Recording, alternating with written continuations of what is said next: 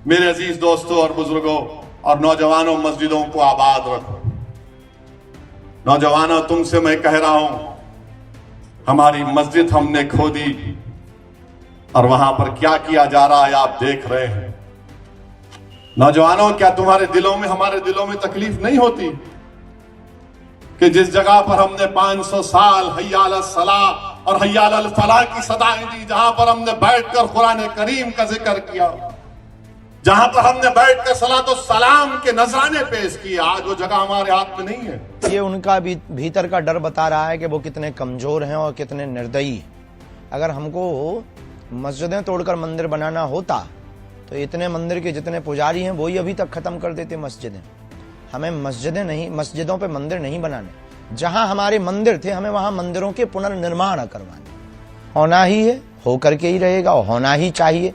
विवाद जल्दी खत्म हो, जल्दी से इन लोगों को शांति मिले ताकि जो है ये बार बार इनके मुंह चलाना बंद हो जाए। शास्त्री जी, हिंदू राष्ट्र की बात आप बार बार करते हैं, अलग अलग मंचों से भी आप कहते हैं। जो मंदिर की बात चल रही है उस बीच असदुद्दीन ओवैसी का बयान आता है कि मस्जिदों का आबाद रखो। वो मुसलमानों से कहते हैं नहीं तो एक एक करके मस्जिदें छीन ली जाएंगी तुमसे। ये उनका भी भीतर का डर बता रहा है कि वो कितने कमजोर हैं और कितने निर्दयी हैं।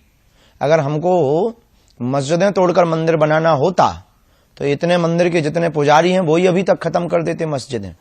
हमें मस्जिदें नहीं, मस्जिदों पे मंदिर नहीं बनाने। जहां हमारे मंदिर थे हमें वहां मंदिरों के पुनर्निर्माण करवाने। अब उनको अगर ये डर है तो भगवान करे उनका डर बरकरार रहे। आप जानते भी नहीं हैं तो मदरसों की, अपने तंजीमों की, अपनी जमातों की हिफाजत करिए। मेरे अजीज दोस्तों और बुजुर्गों और नौजवानों, मस्जिदों को आबाद रखो। नौजवानों, तुमसे मैं कह रहा हूं, हमारी मस्जिद हमने खो दी और वहां पर क्या किया जा रहा है आप देख रहे हैं। नौजवानों, क्या तुम्हारे दिलों में, हमारे दिलों में तकलीफ नहीं होती कि जिस जगह पर हमने 500 साल हय्या अल सलाह और हय्या अल फलाह की सदाएं दी, जहां पर हमने बैठकर कुरान करीम का जिक्र किया, जहां पर हमने बैठकर सलातो सलाम के नजराने पेश किए, आज वो जगह हमारे हाथ में नहीं है। नौजवानों, क्या तुमको नहीं दिख रहा कि अभी ऐसे 3-4 मसाजिद हैं जिसमें दिल्ली की सुनेरी वाली मस्जिद भी है। मेरे अजीज दोस्तों, याद रखो नौजवानों, ये जो ताकतें हैं ना, तुम्हारे दिल से जब इत्तेहाद को निकालना चाहते हैं, क्यों निकालना चाहते हैं? मिली गीरत को खत्म कर दिया जाए, मिली हमियत को खत्म कर दिया जाए। बरसों की मेहनतों के बाद आज हमारा एक मुकाम हमने पैदा किया, तो ये आपको इन चीजों पर गौर करना है। अपनी मिली हमियत को, मिली अपनी ताकत को बरकरार रखिए। नौजवानों, मस्जिदों को आबाद रखो। कहीं ऐसा ना हो कि मस्जिदें हमसे छीन ली जाए। मुझे उम्मीद है कि इंशाअल्लाह ताला आज का नौजवान जो कल का बूढ़ा होगा, वो अपनी नजरों को आगे रखकर अपने दिमाग पर जोर डालकर सोचेगा कि किस तरीके से मुझे अपने आप को, अपने खानदान को, अपने शहर को, अपने महल्ले को बचाना है।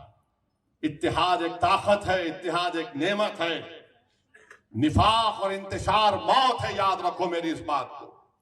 यही चंद गुजारिशात मैं इख्तिसार के साथ आपके सामने रखा हूं और मैं उलमाए किराम की मौजूदगी में लबकशाई किया हूं। मैं माफी चाहता हूं इन जय्यद उलमाए किराम की मौजूदगी में, जिनके दिल में अल्लाह उसके रसूल का इल्म है, जिनके बारे में कहा गया कि ये अंबिया के वारिस हैं।